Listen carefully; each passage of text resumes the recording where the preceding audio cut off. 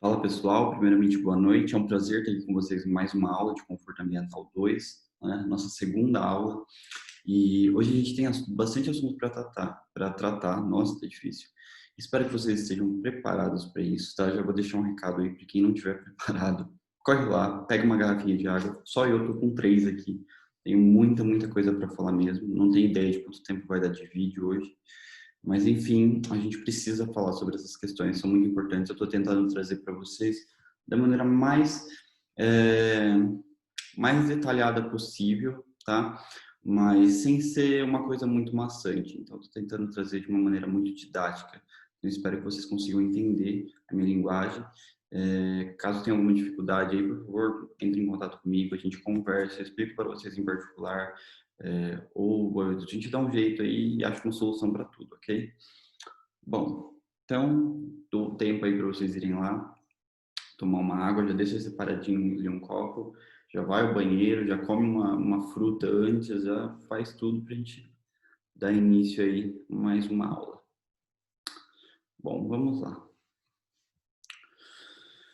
Hoje em si, a gente vai falar sobre 2 assuntos extremamente importantes, tá? Um é o clima como um contexto, então a gente pensar no clima de uma edificação quando a gente vai projetar ela, e a outra é o programa e o uso, ou seja, a gente pensar de acordo com quem vai usar a nossa edificação, como ela vai ser utilizada, qual o calor que vai ser produzido lá, qual é a maior, como eu consigo ter uma maior eficiência energética dentro desse espaço, ok? Então, são basicamente esses 2 conceitos hoje que a gente vai tratar de uma maneira bem abrangente, bem ampla, tá? Eu acho que o conforto ambiental acaba sendo basicamente isso, que é uma das coisas que eu quero em vocês, na minha disciplina, que vocês tenham a capacidade de argumentar sobre o projeto de vocês, defender isso com unhas e dentes, mas com justificativas plausíveis, tá? Então, não é simplesmente chegar e falar, eu fiz isso porque eu quis e é isso e pronto. Então, não é exatamente isso, tá? Tudo tem um porquê, a gente tem que produzir edificações funcionais, a gente sempre tem que pensar nessas questões. Hoje em si, a gente tem a questão da sustentabilidade aí muito em alta, tá? Então, é extremamente importante a gente ter consideração com essas coisas, pensar nesse ponto de vista, e aí, hoje acho que a gente vai ter bastante discussão aí também no grupo da sala de aula para a gente conversar sobre. Vamos lá. Deixa eu deixar minha garrafinha aqui. Às vezes eu posso pausar o vídeo, tá? Antes que eu me esqueça. Mas é porque a aula vai ficar muito extensa, eu acredito. Então, às vezes vai ser necessário dar uma respirada aí para retomar. Mas vamos ver como vai ser, talvez não. Bom, a gente tem 2 objetivos específicos, principalmente agora. Que eu espero que vocês, a partir dessa aula, consigam analisar o clima, considerando todo o seu contexto.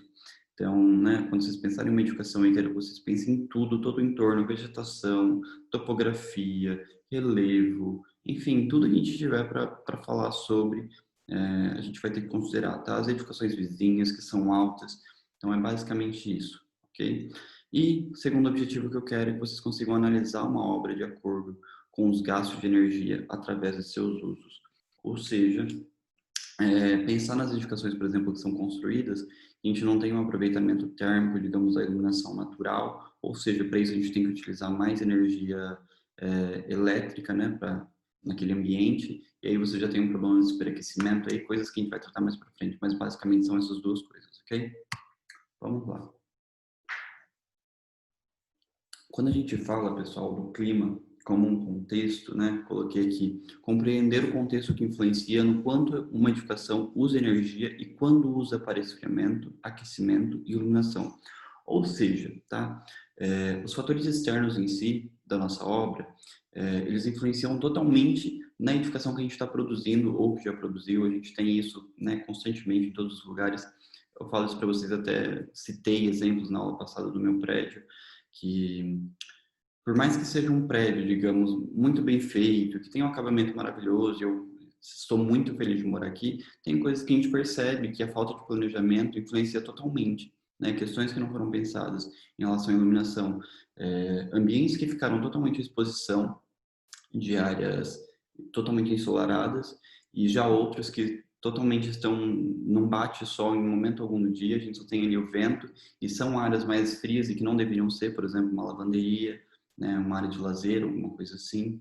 Então, é sempre para a gente pensar na nossa edificação como um contexto, né? A gente pode pensar em diversas possibilidades, por exemplo, outros prédios, tá? Por exemplo, no centro, que eu coloquei um exemplo para vocês, se a gente pensar numa parte central da cidade, ou seja, a gente vai ter vários prédios altos, né, dependendo da cidade aí, e aí todos esses prédios interferem em todo o contexto dessa edificação, né, no clima, digamos assim, porque um prédio, por exemplo, tão alto, por exemplo, aqui na imagem, tá, um ao lado do outro, eu posso quebrar a minha iluminação que deveria chegar a esse prédio, eu posso desviar ela, eu posso ofuscar, enfim, eu posso criar inúmeros problemas e possibilidades quando a gente fala em relação à influência do contexto. Então, a gente tem que sempre tentar pensar nas melhores possibilidades para a gente construir aí sem, como que eu posso dizer para vocês, produzindo um conforto térmico maior e ambiental também para os nossos moradores, ok? É basicamente isso, em planejar exatamente a obra de acordo com visando um conforto ambiental, visando um maior aproveitamento de energia.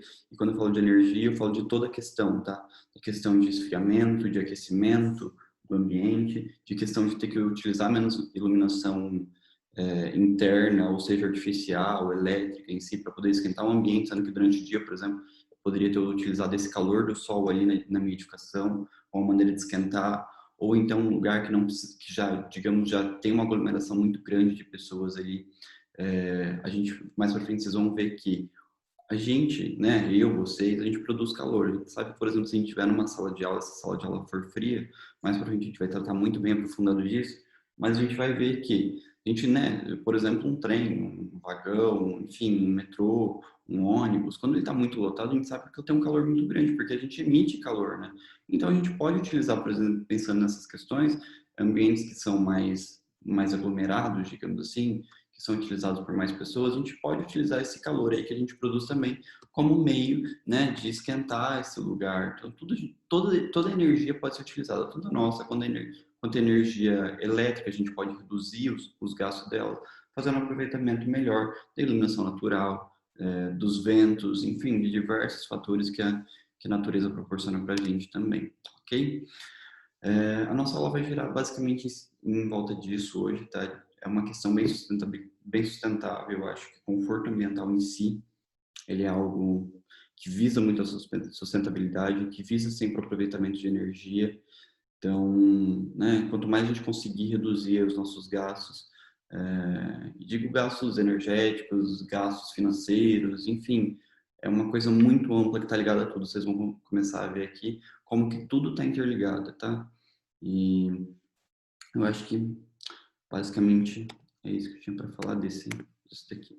Enfim, falei para vocês para a gente pensar no clima como um contexto. Eu estou ali com a minha obra, né? Estou produzindo ali o meu projeto e tudo mais, estou fazendo meus estudos. E aí aqui eu coloquei uma das técnicas que vai ajudar vocês, que me ajudariam também, a pensar nessa minha questão da iluminação, né? Que seria o quadrante solar. Pessoal, o que é o quadrante solar? Nada mais é do que você fazer a maquete da sua edificação, tá? Faz lá na escala certinho e tudo mais, tá ali a sua maquete. Pensa em todo o entorno, ou seja, eu tenho árvores de porte médio, de porte grande, com altura, posso separar aí com uma altura de 5 metros, com uma altura acima de 5 metros, enfim, abaixo de 3 metros. Digamos que eu posso ter uma infinidade aí de classificações desse meu projeto, e quanto mais vocês se aprofundam nisso, melhor e mais rico fica esse projeto, mais funcional, tá? Então é basicamente isso. E aí, vocês estão produzindo o projeto de vocês lá e vocês pensam em relação mas e aí, será que a minha iluminação está sendo realmente, vai ser funcional nessa edificação? Eu mirei, por exemplo, para o norte aqui, né? Sei que o sol nasce aqui, se põe ali, e a gente, né, já citou que aí tem diversos fatores que influenciam na questão solar, o que a nossa professora lá, Mafalda, né? Fala Mafalda brincando. Mas enfim, nossa professora Mafalda X antigamente falou que o Sol nascia no leste, põe oeste, etc. E enfim, a gente acreditou nisso a vida inteira. Mas enfim, tem diversos fatores que também influenciam. Então tem a questão da inclinação da Terra, tem a questão de qual vai ser a posição que a Terra está em si ou não. Então a ventilação também é a mesma coisa, a gente vai ver isso mais para frente, tá? que a ventilação também é influenciada e não só a iluminação, mas a gente precisa sempre considerar esses fatores. A gente tem uma infinidade de métodos que fazem a gente chegar aí num conhecimento mais aprofundado, num estudo mais aprofundado, ok? Enfim, aí eu estou fazendo a minha indicação lá, quero saber se eu vou conseguir aproveitar melhor a minha iluminação, onde que eu vou ter sombra, onde que eu vou ter menos iluminação, onde eu vou ter, né, onde a luz vai bater bastante, vai aquecer bastante esse meu edifício. E eu estou pensando em tudo isso, e eu posso simplesmente fazer um teste a partir do quadrante solar, tá? Coloquei aqui para vocês o quadrante solar, o que ele vai mostrar para vocês? Impacto da volumetria da edificação, ou seja, aonde que ela vai impactar, né, no entorno, seja na questão da sombra, seja na questão de refletir demais, ou enfim, se a iluminação está penetrando muito bem na edificação, se está ficando um edifício muito claro, se vocês acham que vai causar um ofuscamento ou um superaquecimento durante o dia, ou numa outra área, tá batendo sombra demais, então aqui, essa sombra eu não precisava aqui, eu precisava ela em tal área. Então é basicamente isso, quadrante solar para vocês fazerem esses estudos, ok? E aí vocês vão comprovar também a questão da eficiência do sombreamento, né? Ou seja, eu coloquei essa edificação aqui, e aqui era naquele lugar que eu queria que ela fizesse sombra ali, essa sombra está refletindo ali, beleza, tá? É basicamente isso. Bom, vocês vão reparar, né, que eu tenho aqui à minha esquerda a planta baixa do que eu gostaria de fazer o meu estudo, né? Ou seja, a minha edificação está aqui onde eu estou passando o mouse, aqui eu tenho a questão da minha vegetação, né, que são essas árvores, mais para frente vocês vão ver que isso pode ser utilizado, mais para frente não, agora mesmo já dá para a gente parar para analisar que isso vai ser utilizado de uma maneira funcional, tá? Uma maneira com o intuito de realmente eu criar um sombreamento ou desviar a ventilação que bate ali no inverno, alguma coisa assim, tá? Então tudo aqui tem um porquê. E, enfim, a topografia, essas curvas de níveis aqui que vocês conseguem ver tracejadas, que representam o relevo do solo, ok? Dito isso, o que vocês fariam? Vocês vão pegar a maquete de vocês, colocar no quadrante, ali no quadrante solar, que é essa carta que vocês escolhem de acordo com a latitude, tá? Então, a latitude de 40 graus, essas informações a gente acha sempre nos mapas da internet, ok? E, enfim, coloca lá na minha carta, coloco uma estaca aqui ao meio, onde está esse ponto aqui mais alto, e eu vou ver aonde vai fazer sombra, onde que vai influenciar, onde que eu vou ter meu sombreamento ali da minha edificação, tá? Pessoal, tem uma coisa que a gente deve considerar e que é muito importante, ok? Essa questão aqui da sombra,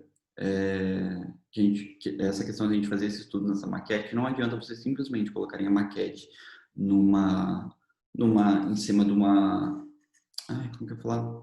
Abaixo de uma luz e achar que vocês estão representando, por exemplo, a abertura do raio solar e tudo mais. Não é a mesma coisa. Aqui vocês precisam fazer essa representação no sol mesmo, colocar ali a maquete no sentido do norte, igual está na carta solar. Vocês precisam, assim, é mais uma questão muito realista, tá? Do projeto em si, mas você realmente vê na escala do projeto onde que essa sombra vai interferir. Então é basicamente isso. E dito isso, eu disse para vocês também que a gente tem a questão do Sol, né? O Sol em si, ele muda de posição, tá?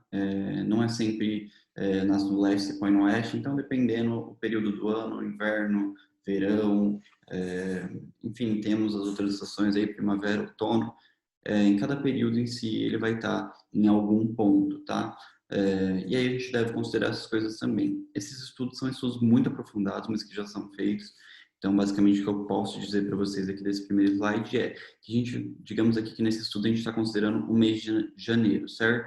Então, a gente está considerando o mês de janeiro de 3 em 3 horas, que são os horários mais importantes, das 9 da manhã ao meio-dia e às 3 horas da tarde, que são esses 3 desenhos aqui. Então, ele fez o estudo, né? Colocou a maquete lá no sol, ele fez o estudo de onde essa edificação dele está fazendo sombra. Ou seja, de janeiro às 9 horas, eu estou fazendo minha sombra aqui, né? E aí tem a árvore aqui também, fazendo sombra para cá.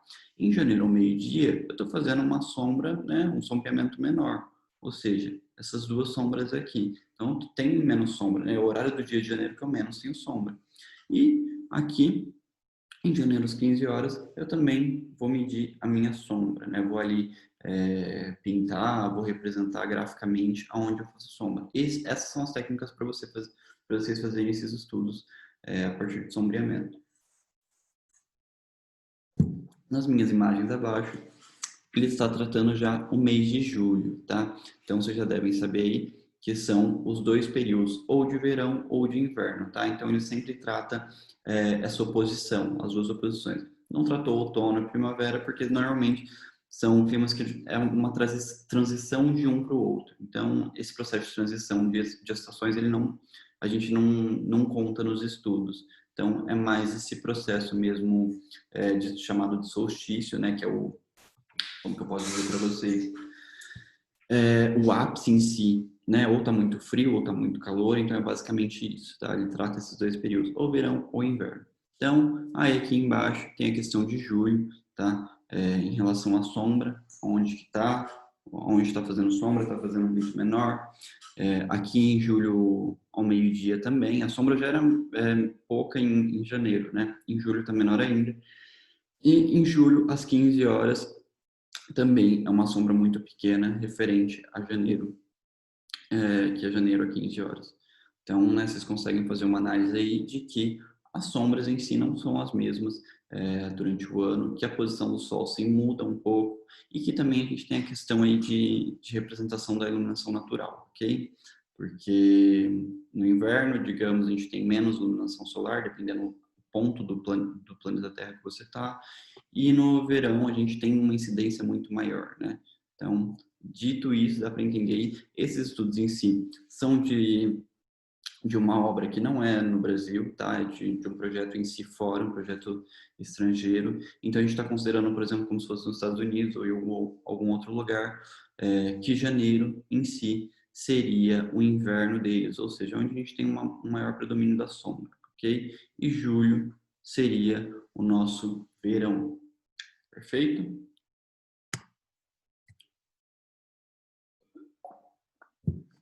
Agora a gente vai falar em si da carta solar, tá? Essa aula em si, que eu falo de carta solar para vocês, eu vou falar muito brevemente, porque mais para frente eu quero ensinar vocês o que vocês podem fazer com a carta solar e o quanto ela pode ser útil para vocês, ok? Então, carta solar nada mais é do que você descobrir o quanto você vai ter de incidência solar na sua fachada.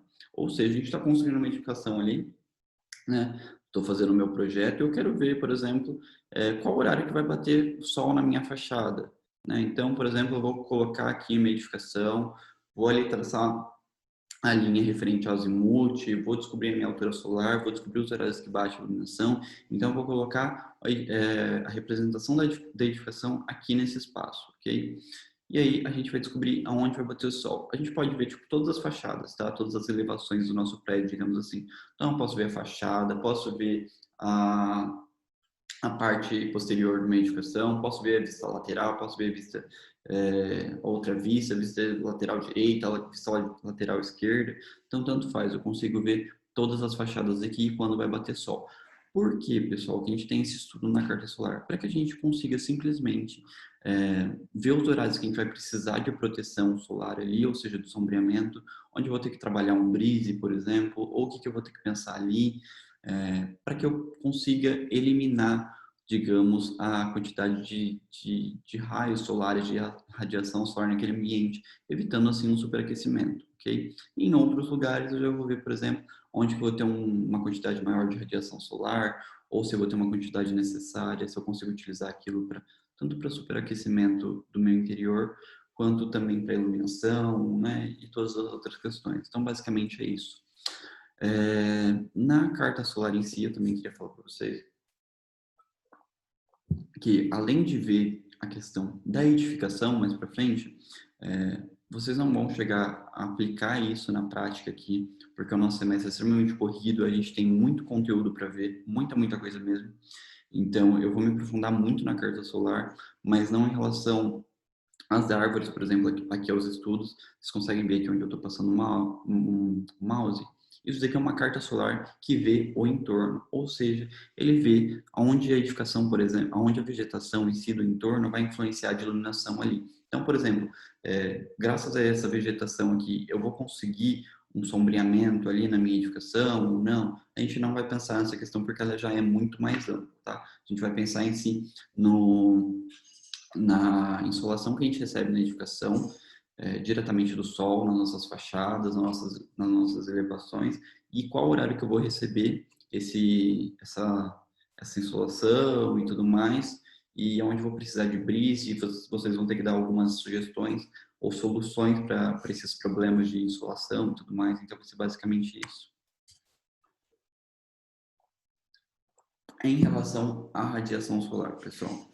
Bom, aqui eu coloquei, por exemplo, para vocês à esquerda, a planilha de radiação. Tá? O que é radiação solar? Nada mais é do que os raios solares, né? Ou seja, quando a pessoa fala para a gente, olha, toma cuidado, né, de andar no sol de manhã, das 10 às 4 da tarde, evita, não sei lá o que, porque é o horário que o sol está mais forte. Então, se for a uma praia, vá antes ou vá depois. Enfim, tem todas as questões que as pessoas sempre avisam a gente. Nada mais é do que isso, a gente parar para prestar atenção na nossa radiação solar. A gente tem aí diversos estudos, vocês vão encontrar isso na internet, vão encontrar em bases de dados, mas principalmente americanas, tá? No Brasil a gente não tem tanto isso, deveria, mas não temos. A maioria dos dados que a gente vai encontrar são dos Estados Unidos, são de sites americanos, principalmente sites meteorológicos, que dão as informações de radiação solar, de umidade relativa, de temperatura diária, enfim, de tudo quanto é informação que vocês imaginarem, tá? E aí, falando de radiação solar, o que eu posso resumir desse slide para vocês? Bom, planilha de radiação, nada mais é essa planilha que está aqui do ladinho, tá? Que vocês estão vendo aqui. E aí eu coloquei embaixo, tá? Planilha de radiação solar por hora, sobre uma superfície horizontal. Esse aqui é um estudo da Columbia, Missouri, nos Estados Unidos da América, como eu falei para vocês. A maioria dos estudos que a gente encontra tão detalhados assim são dos Estados Unidos, porque eles têm uma base de dados muito grande lá e muito rica, ok? E aí ele faz um levantamento, tá? Dos meses de janeiro, fevereiro, março, abril, maio, junho, até dezembro, tá? Dos 12 meses do ano, da radiação solar de acordo com as horas. Então, ele faz uma análise desde, por exemplo, da meia-noite em si, até, né, meia-noite, às 24 horas em si, das 0 horas até as 24 horas, tá? Então, ele começa aqui com 1 hora, 2, 3, 4, 5, 6, e vai fazendo essa somatória da radiação solar. Ele pega, pessoal, por exemplo, o valor de um mês, tá? Dessa radiação solar, digamos, e ele vai fazendo ali, por exemplo, esse mês aqui, no mês de, vamos supor, cadê? De janeiro, às 12 horas, eu tive uma radiação solar média, tá? Somei todos os dias, dividi pela quantidade de dias que eu tenho, deu uma radiação solar de 115 BTUs, certo? Então, ali ele define a radiação solar média desse mês. Então, é basicamente isso, para a gente ter uma estimativa aproximada do quanto se tem de radiação solar ali aproximadamente, ok? E aí ele classifica, tá? De acordo com a base de dados que a gente vai utilizar, para a lei que vocês podem utilizar, tudo que eu estou falando para vocês são coisas que vocês podem se aprofundar nos conhecimentos em si, mas que é importante saber que a gente tem ali para utilizar. Então, dependendo da fonte de dados que vocês vão utilizar, o site em si, ele vai dar uma radiação, uma classificação do que é radiação baixa, do que é radiação média, do que é radiação alta. Eu coloquei aqui a classificação desse exemplo que ele utiliza, a radiação baixa, tá? Menos 75 BTUs, ou seja, são esses cinzas aqui, ó, essas cores cinzas da minha parte mais externa, ok? A radiação média já é entre 75 e 200 BTUs, então são essas aqui de cinza mais clarinho. E por fim, ele me dá os valores de radiação alta, tá? Que são essas em branco aqui, com números aqui dentro. Ele dá a radiação média aí do mês, de qual esse valor, né, médio mensal aí de radiação solar. Bom, professor, para que me serve isso? Isso serve para diversas coisas, tá? Digamos que se você conseguir fazer uma análise desses dados de radiação solar, conseguir esses dados, esses estudos em si, ou que você mesmo faça isso no projeto de vocês, que vocês consigam levantar esses dados, você consegue determinar, por exemplo, os horários que você vai ter um alto índice de radiação solar e consegue, por exemplo, produzir ali um sombreamento, ok? Você pode, por exemplo, assim, de pensar na questão de um brise, de uma proteção solar, alguma coisa assim, você pode colocar isso ali e utilizar, por exemplo, a iluminação refletida do solo como meio de iluminar o seu ambiente interno, tá? Não sei se vocês sabem disso, mas parte da iluminação que a gente tem, cerca de 15%, tá, do que do que ilumina o nosso ambiente interno, varia entre 15% até 50% da nossa iluminação que a gente tem natural interna, é graças à iluminação refletida pelo solo e pelas paredes, pelo entorno em si, tá? Não sei se vocês sabiam disso, mas é importante que vocês saibam que vocês conseguem criar essas técnicas também nos estudos de vocês. Eu acho extremamente importante vocês saberem disso. E vocês conseguem utilizar, por exemplo, esses estudos de radiação solar e tudo mais, pensando na questão de sombreamento, né? Aqui, por exemplo, eu tenho a minha carta solar já prevendo com esses pontinhos aqui, né, essas achuras que ele está utilizando, para mostrar quais são os meus picos, né, de maior radiação solar, quais são os de médio e quais são os de baixo, para que vocês consigam aí determinar as melhores soluções para o projeto de vocês. Eu acho que nessa perspectiva aqui, né, da radiação solar, que eu acho importante apresentar para vocês, isso vocês vão, sinceramente, vocês vão conseguir trabalhar, são estudos aprofundados muito fora do Brasil. Então, fora daqui vocês vão conseguir encontrar muitos dados, principalmente dos principais aeroportos do mundo em si, que fornecem esses dados em si em relação à radiação solar, a vento e todas mais essas questões meteorológicas que influenciam bastante, né? E aí vocês conseguem tomar esses estudos para fazer análise em si para o projeto de vocês. Então, eu acho importante que a gente nunca sabe do dia de manhã. É extremamente importante vocês saberem porque são questões que estão aí, né, cada dia mais evoluindo no mundo, cada dia mais crescendo, e em si no futuro vocês vão utilizar porque vocês são arquitetos novos. Então, o intuito de vocês é sair daqui inovando e pensando cada vez mais como vocês podem aproveitar esses conhecimentos para transformar o mundo aí de uma maneira, a gente viver de uma maneira mais sustentável, né? Sem como que eu posso dizer para vocês, utilizar uma energia muito suja ou sem, né, ou produzindo cada vez mais lixo, ou enfim, degradando cada vez mais o meio ambiente. A gente tem que pensar nessas questões ecológicas cada vez mais, porque o futuro é isso. Em relação, pessoal, à rosa dos ventos, né? O que é a rosa dos ventos para vocês? Coloquei aqui, por exemplo, que ela caracteriza a direção, ou seja, ela me mostra o sentido que está vindo o meu vento e para onde ele está indo, tá? A velocidade, ou seja, com que velocidade esse meu vento vem do sentido norte e está indo para o sentido sul, por exemplo. Ela vê isso, ok? E lembrando que o vento, se ele está vindo no sentido, ele vai no sentido contrário, ok? Se ele vem do norte, ele vai para o sul. Então, se ele vem do sul, ele vai para o norte, daí por diante.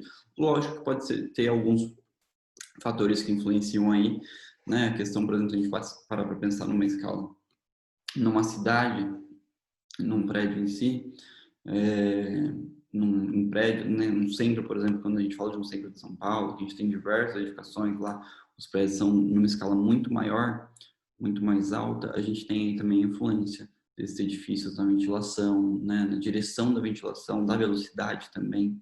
Então, tem todas essas questões que devem ser estudadas de cada canto, para cada canto em si, e não todas como uma coisa totalmente certa e, né, tipo que a gente aprendeu quando a gente era criança, que era ventilação, vem de tal lado, não. Tudo isso é questão de observação e observação do arquiteto, de onde que vem essa ventilação, ela varia, né, quantas vezes no ano, por exemplo, se você está fazendo uma obra de grande porte, vamos pensar assim, de onde será que está vindo essa ventilação? De onde ela vem no inverno, de onde ela vem no verão, né? Como que se vocês estão com tempo aí para fazer isso? O máximo que vocês podem fazer é utilizar o tempo de vocês para se aprofundar nesses levantamentos, para produzir uma edificação muito maior. E aqui, na disciplina em si, que eu vou pedir para vocês, é sempre para que eu vou cobrar, né, como processo de avaliação, é que vocês defendam as estratégias de vocês utilizadas em projeto para a gente solucionar diversas problemáticas aí em relação à área da arquitetura, ok? E também do urbanismo. Enfim, então aqui a rosa dos ventos, pessoal. Falei para vocês que ela me caracteriza a direção, então deixa eu dar um zoom aqui. Ela marca, por exemplo, aqui, ela está vindo de norte, está indo para o meu sentido noroeste em si, e aí ela fala, por exemplo, a velocidade dos ventos, né? Vai dando os meus valores em nós. Então, 0,9, 4,0, 6,1, 3,2, 0,3 e etc. E aí depois ela dá uma média total dessa velocidade, ou seja, ela soma todos esses valores e dá uma média total de quanto que é essa minha velocidade total, ok? E depois eu tenho a velocidade média também à frente, tá? E aí ele dá todas essas informações de acordo com que a gente possa utilizar aí, pensando na questão de ventilação da edificação. Ou seja, de onde a minha ventilação vem, de que sentido que ela vem, como que eu consigo aproveitar isso, por exemplo, numa estação de inverno, numa estação de verão, né? Como que eu consigo aí resolver essas problemáticas? Então, por exemplo, no inverno, não é necessário que eu tenha uma edificação ali que esteja com diversas aberturas, recebendo total ventilação. Não, eu posso, né, simplesmente evitar que esse ambiente em si receba muita ventilação, receba muita troca de calor com o exterior em si, e pensar mais em como que ela pode receber uma quantidade maior de calor, de iluminação, e, enfim, são basicamente essas estratégias que vocês devem pensar em relação a isso.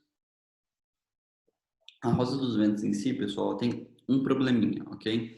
É, como é praticamente uma tabela que vocês vão encontrar essas informações, igual eu falei para vocês, eu coloquei alguns dados dos principais aeroportos do mundo que, que disponibilizam essas informações para vocês, esses dados, tudo coletado certinho, já em gráfico, já tudo analisado, pode vir aqui em tabela, ou vocês também vão encontrar, ou podem desenvolver também essa Rosa dos Ventos da maneira que está aqui no nosso gráfico à direita.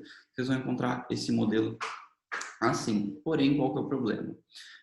A Rosa dos Ventos em si, na maioria das vezes, ela é coletada numa altura, né, um pouquinho maior, né, uma altura maior em relação ao que a gente ao que a gente tem no nosso edifício em si, no nosso centro da cidade, vamos pensar assim, ou em qualquer outro bairro. E aí, imagina que esse vento coletado no aeroporto ele tem uma velocidade diferente, ele tem uma direção às vezes diferente. Então, né, tudo aí varia. Então, também, junto com essa rosa dos ventos, são oferecidos alguns mapas para que vocês pensem em como o entorno em si influencia, né? Então, se você está no meio de uma cidade, né, o que influencia? Você está ali com mais prédios altos, mais prédios baixos? Para onde que está indo essa ventilação? Porque às vezes ela não é totalmente desviada do ponto para que ela está indo, mas se ela bater, por exemplo, em alguns prédios que seja alto, por exemplo, vamos pensar, igual eu falei, no centro de São Paulo, ali a gente tem vários edifícios altíssimos. Então, né, se ela começar a bater sempre naquilo ali, ou a velocidade vai aumentar, ou a direção um pouco vai mudar, ou, enfim, a gente tem várias questões que influenciam. Então, é preciso, às vezes, aplicar nessas fórmulas para que a gente entenda melhor e adapte isso num valor aproximado, ok?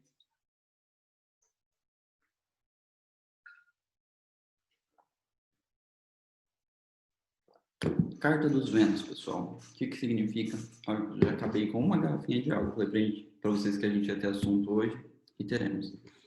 Para que significa a carta dos ventos, tá? Ela vai mostrar a direção de acordo com 3 em 3 horas para onde o vento está indo. Ou seja, isso é extremamente importante para que vocês entendam como projetar essas edificações baseado na rosa dos ventos, mas aqui ela traz mais algumas informações, tá? Padrão de velocidade, padrões de direção e velocidade dos ventos para cada período do dia e cada mês em uma determinada localidade. Ou seja, está aqui especificamente para vocês, no janeiro, né, eu tenho aqui a meia-noite, a meia-20. Essa flechinha sempre para cima, essa daqui que vocês veem que sempre está na mesma direção, é o norte, tá? Então isso é a indicação do norte.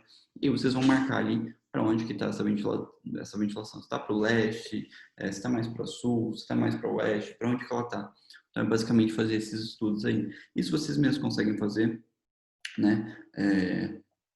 Seja através da observação e tudo mais, e fazer uma Shure em si para cada legenda ali, pensando na questão da velocidade, da direção e tudo mais. São estudos esses sim, são estudos que vocês conseguem fazer em casa de 3 em 3 horas para se aprofundar aí.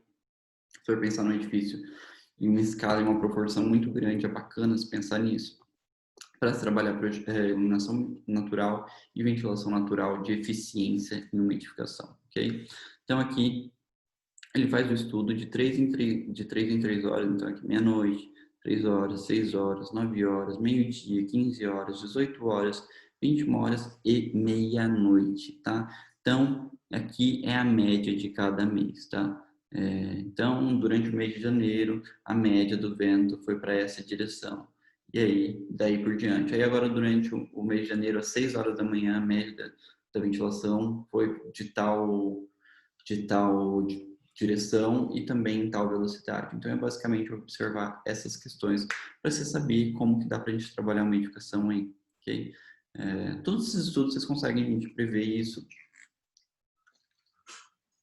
pensar isso a partir do projeto de vocês, em como que vocês podem aplicar, como pode resolver problemas. Ou seja, estou pensando em um conjunto de apartamentos, vai ser um edifício multifamiliar, vou ter várias famílias ali que vão morar. Ou seja, normalmente as pessoas fazem o quê? Vão lá, dão um Ctrl+C na edificação, dão um Ctrl+V, copia, cola, junta ali, forma um bloquinho e produz esse edifício, vai lá e só constrói e ninguém mais sabe o que vai acontecer. Não, né? Não é uma coisa boa. Ou seja, a gente está em muita perca de energia aí dentro dessa edificação, e digo perda de energia em vários sentidos. A gente tem a perda de energia elétrica, porque é um desperdício você pensar, por exemplo, que ele não tem uma ventilação, iluminação ou iluminação que deveria ter, ok? Uma janela ali, por exemplo, às vezes não está virada para o ponto onde eu mais vou conseguir iluminação, sem ofuscamento, ou então a questão da ventilação não é boa, então, poxa, é um prédio abafado, é um prédio, enfim, ou então é um prédio muito frio, que vocês já devem ter visto muito isso também. Às vezes a gente entra em algum apartamento, não sei se vocês já passaram por isso, mas acho que sim, ou algum apartamento, algum prédio comercial, que vocês entram e falam, nossa, que sensação fria aqui, e o ar-condicionado às vezes está até desligado. Por quê? Por falta de iluminação, né? Por falta de uma energia em si natural que consiga esquentar esta edificação. Então, é basicamente isso. E aí, quando a gente pensa, por exemplo, em ventilação, como eu falei da carta dos ventos, falei da rosa dos ventos e tudo mais, a gente tem que considerar essas questões de princípios de movimento do ar. Ou seja, como eu falei para vocês, o ar ele varia, tá? A direção, a velocidade, tudo vai depender de quais são essas obstruções ou essas interferências que estão no caminho aí. E a gente deve trabalhar isso aprofundado e analisar quando vocês estão fazendo uma obra. Pensar em como o entorno influencia na questão da direção do ar. Não sei se vocês sabem, mas o ar em si, a velocidade dele é sempre menor próximo à Terra. Quando ele está numa altura maior, a velocidade é muito maior. Quanto mais aumenta a altura, a velocidade é muito maior. Então, não sei se vocês já viram isso, mas enfim, também é uma coisa, né, bem lógica. Então, por que isso, tá, pessoal? O que acontece? É porque quando o ar está mais acima, não tem nenhuma... As barreiras em si, né, o que impede ele, o muda de direção dele e tudo mais, são muito menores, né? Então, a gente pensa aí na questão dos prédios, que, né, são pouquíssimos, é meio difícil ver, igual Itapeva, por exemplo, não é uma cidade muito cheia de prédios, muito alto mesmo. Então, mas se fosse uma cidade com prédios muito altos, ainda assim, por mais que tivesse bastante prédio, a gente teria ali também a presença de edificações térreas e tudo mais, que, que influenciaria um pouco na questão da ventilação, da direção, da velocidade e tudo mais. Mas normalmente próximo ao solo, tem a primeira imagem que coloquei ilustrativa para vocês, né? Por conta do relevo, da topografia e tudo mais, essa ventilação em si ela acaba subindo e tomando uma velocidade maior acima e não em si próximo ao solo. Bom, outra coisa que eu queria falar para vocês é que, se vocês estão aí pensando numa edificação, no terreno que vocês vão instalar esse projeto em si, o que vocês vão projetar e tudo mais, qual a importância de se pensar no movimento do ar em si, tá? A gente está planejando, está projetando um edifício, ou melhor, nem sabe ainda onde vai colocar isso. Estou com um terreno ali, vamos pensar que é um terreno, vai ser uma casa, vai ser um projeto residencial em uma área rural, por exemplo. Poxa, a pessoa quer fazer ali, seja uma chácara ou uma área de lazer, o que ela vai fazer para ela morar com a família dela, ficar lá por um tempo, ou de férias, enfim. E eu não sei onde que eu coloco essa edificação, qual que é o melhor terreno, o que que eu posso fazer, como vai ser. Enfim, eu tenho que considerar aí esses princípios de movimento do ar na hora de pensar essa edificação, correto? Ou seja, se eu tenho um ponto ali que eu sinto que eu estou vendo, que eu estou olhando a edificação e estou pensando, nossa, aqui seria bacana uma área de lazer, colocar uma piscina, isso e aquilo, mas eu analisei a minha carta solar e está falando que eu tenho pouca iluminação ali, mas o meu vento ele vem direto para essa piscina. Ou seja, gente, é uma coisa boa? Claramente não, né? Então, são questões bem lógicas, assim. Tem que pensar numa área que eu vou ter maior incidência solar e que o meu vento vai ser desviado, seja por conta da topografia, ou seja por conta da vegetação, ou do porquê for, eu tenho que pensar nisso, ok? Sempre pensar numa questão mais funcional.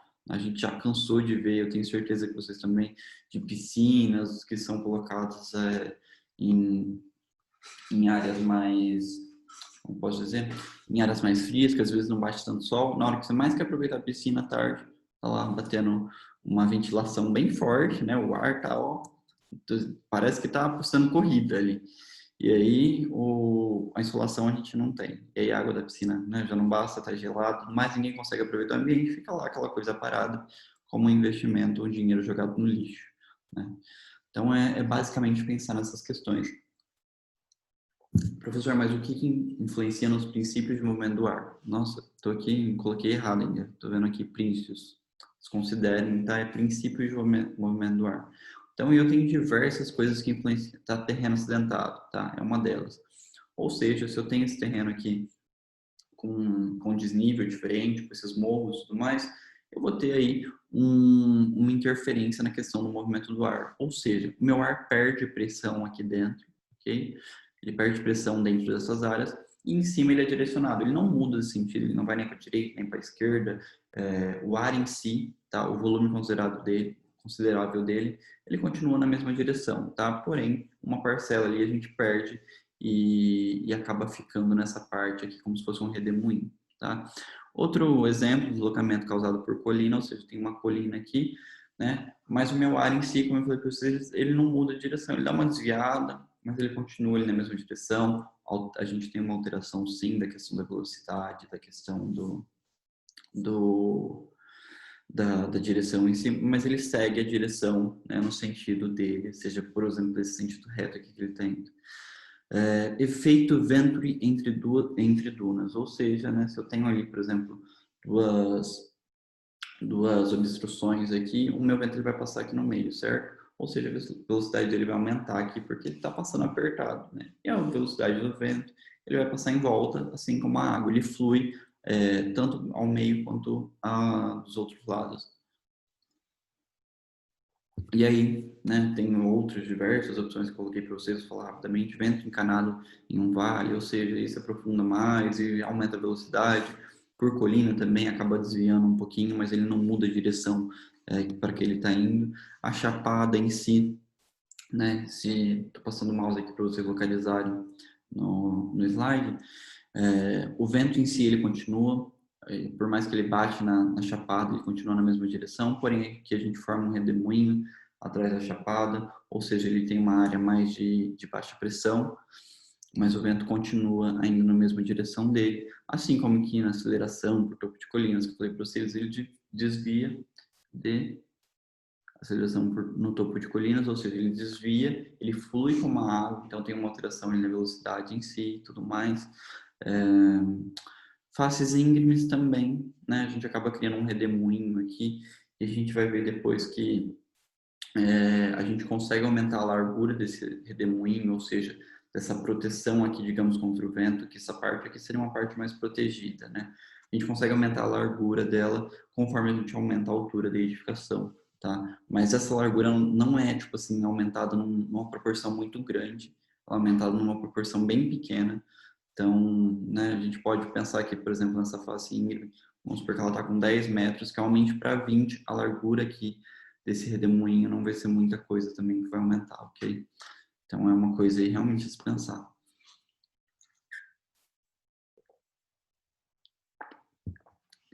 A questão do cruzamento de um vale estreito, a questão de uma cratera, né, que falei também para vocês, o vento continua, forma um redemoinho ali, mas ainda segue para onde ele está indo.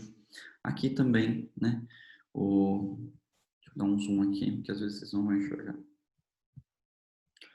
Aqui, cruzando um vale mais largo, ou seja, né, o meu vento de direção continua seguindo, mas também forma um redemoinho, ou seja, o tempo que eu tiver essas barreiras à minha frente, o ar vai passar, a maior parte dele passa no sentido reto, porém eu formo ali um redemoinho na parte que está protegida pelo ar, ok?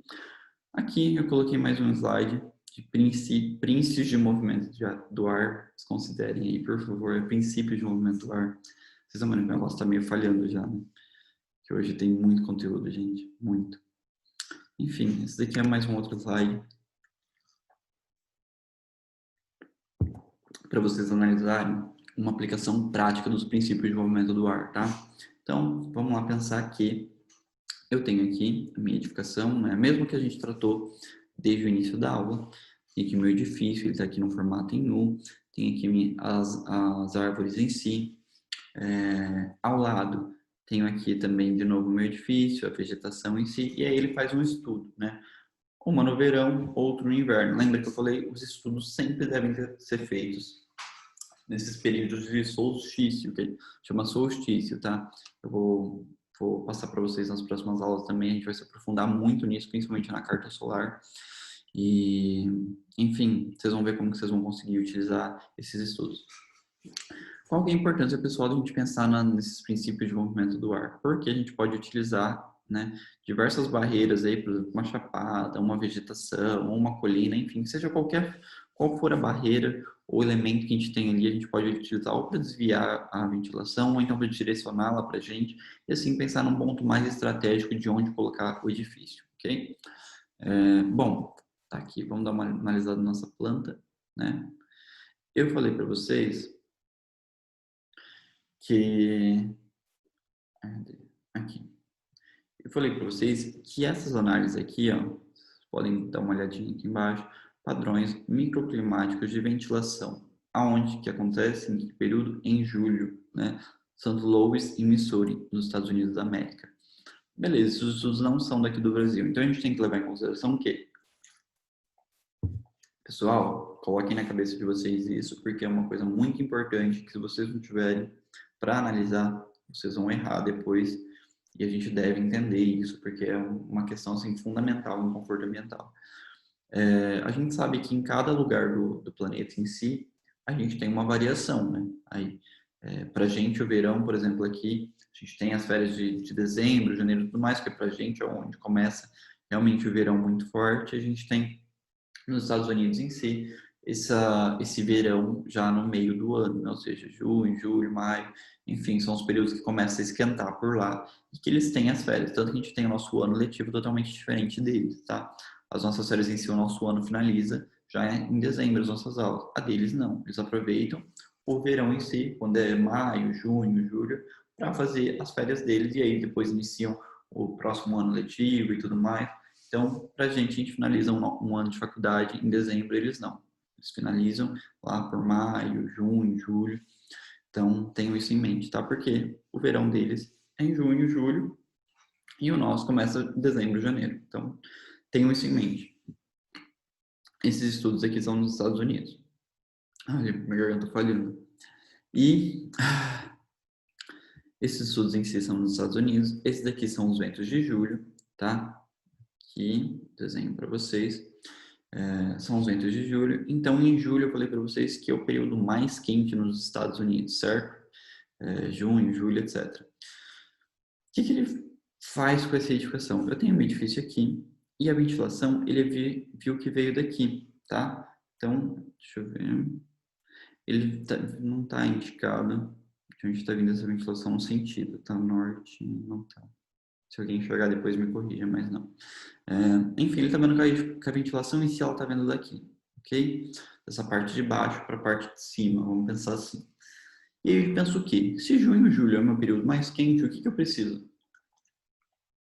De ventilação, ou seja, quanto mais ventilação para mim, melhor. Né? Preciso refrescar esse edifício, eu preciso simplesmente tirar essa incidência solar que eu estou tendo ali e resfriar esse ambiente, né? O meu interior e tudo mais. Então ele faz o quê? Essa edificação em U abriga toda a ventilação que está vindo desse sentido para lá. Ou seja, eu consigo refrescar tanto os meus exteriores, tá? Porque lembra que eu falei para vocês, o vento quando ele bate numa barreira, ele não simplesmente desvia totalmente de direção, tá?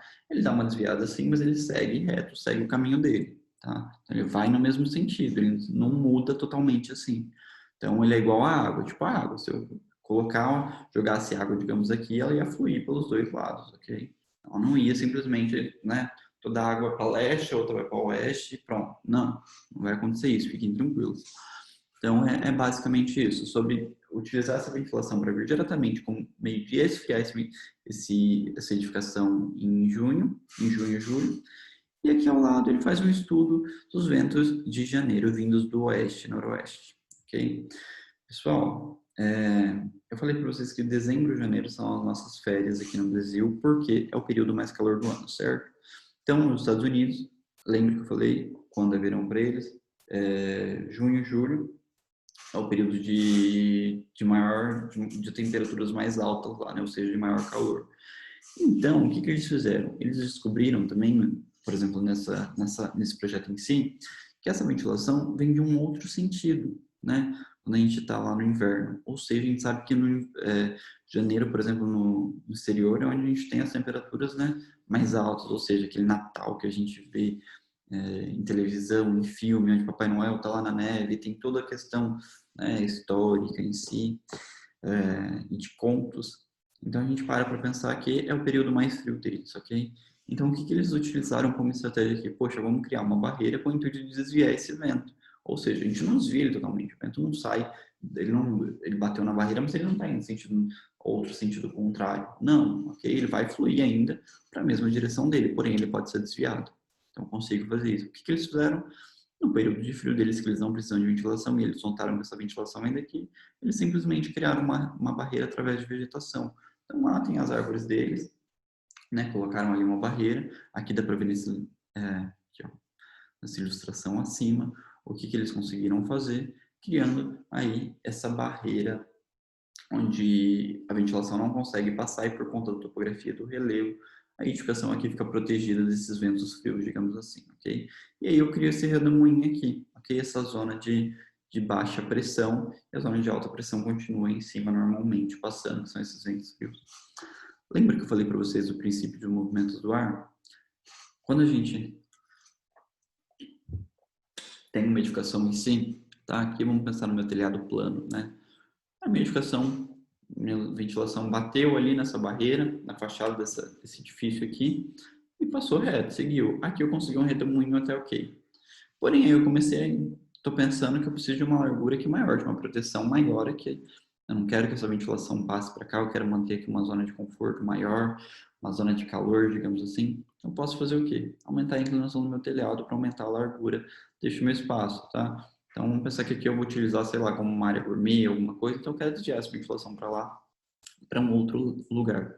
Então, eu consigo fazer o quê? A ventilação bate, eu utilizei uma inclinação de 33 graus aqui, consegui aumentar essa minha largura dessa zona de calor, a mesma coisa embaixo, aumentei depois para uma inclinação de 50% do meu telhado e consegui aumentar ainda mais a minha largura. E daí por diante, ok? É basicamente isso. Quanto maior a inclinação, a gente consegue aumentar maior a largura da nossa zona de calor, da nossa zona de conforto. E aqui ao lado, coisas que eu queria mostrar para vocês em relação a estratégias que vocês podem utilizar. Nossa, estourei agora o pixel da aula aqui. A estratégia que eu queria mostrar para vocês aqui é em relação à ventilação, como vocês podem utilizar as formas de edificação para poder criar esses edifícios, projetos arquitetônicos sejam extremamente funcionais e confortáveis e, enfim, que atendam ao conforto ambiental, ao conforto de ventilação, conforto de iluminação natural, enfim, todas as questões que a gente sempre vai tratar aqui, porque são extremamente importantes. São questões básicas para a nossa vida e para a nossa saúde, ok? Então aqui, né, primeira edificação, criei praticamente essa barreira, consegui criar uma zona de calor aqui atrás, uma zona de conforto.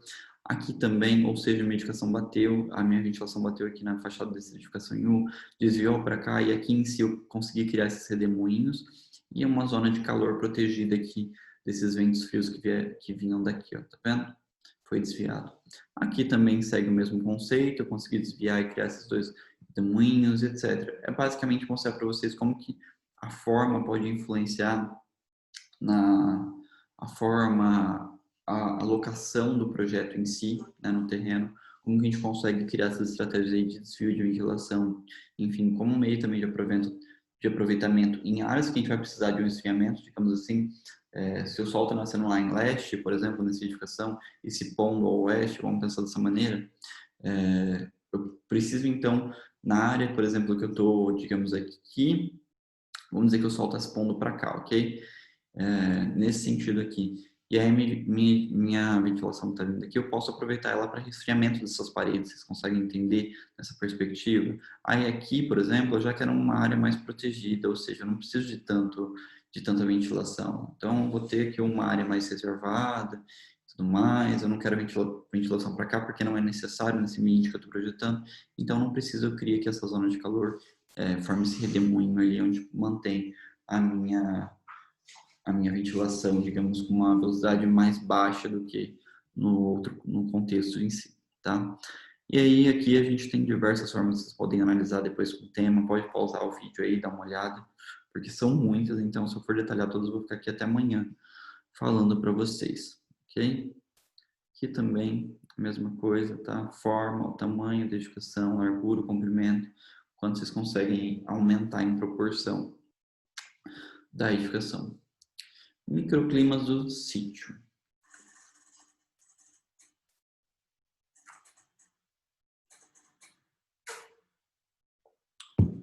Nossa, tá, já acaba aqui. Microclimas do sítio, pessoal. Bom, para que serve esses microclimas do sítio, tá? A gente pode utilizar, fazer uma leitura do sítio em si, para determinar aonde são os locais mais favoráveis para a gente implantar a nossa edificação em si, tá? A gente faz uma análise, então, de todo o território, por exemplo, igual eu falei para vocês, estão fazendo ou seja, um projeto mesmo residencial na cidade, num terreno X, e aí vocês analisam lá qual será que é a melhor direção, será que é a melhor área para colocar essa edificação, mas não tenho noção de por onde começar isso, como que eu vou fazer e tudo mais, etc. Enfim, mil questões aí que vocês trabalham. Como que eu posso fazer isso, né? Por onde que eu começo? Você pode ir lá analisar aonde você tem um microclima mais favorável para implantar essa edificação, tá? De acordo com a disponibilidade, enfim, de sol e de vento conjuntos, ou seja, onde eu tenho uma melhor combinação de sol e vento, onde que eu consigo, né, trazer um benefício aí para essa minha edificação, onde eu tenho uma ventilação maior, onde esquenta, e aonde eu tenho uma proteção, aí eu posso pensar na questão de proteção, de brises e tudo mais, tá? Aqui em si eu coloquei uma tabelinha para vocês darem uma olhada. Não sei se eu estou falando muito rápido, eu tenho mania, mas se eu falar, por favor, me corrijam. Eu tento dar uma mudada aí. Vocês podem ver que eu até bebo água sempre, assim, para poder dar uma desligada quase. Enfim, essa questão de microclimas do sítio em si, ela disponibiliza várias nomenclaturas para a gente, tá? Que a gente pode utilizar aí no nosso sítio, quando eu digo sítio, é no nosso terreno, na nossa localização em si, como meio aí de estabelecer estratégias para o nosso projeto. Ou seja, ele define que, por exemplo, vocês podem copiar no caderno e deixar essas definições aí, essas nomenclaturas guardadas, porque às vezes vocês podem utilizar depois, na hora de definir algumas soluções para projeto, tá? Algumas combinações. Por exemplo, o sol mais barla-vento. Ele fala que a condição condição na qual o sol e o vento são admitidos, ou seja, eu tenho um sítio ali, vou fazer, por exemplo, a minha fachada num determinado lugar, e aqui vai ser essa combinação sol, barla-vento, que eu consigo ter os dois aqui admitidos, porque a minha temperatura, o meu sol que incide ali não é tão forte, a minha ventilação também não é tão forte, então as duas vão se complementar ali, nenhuma vai se sobrepor à outra, então eu consigo admitir os dois. Então é basicamente isso.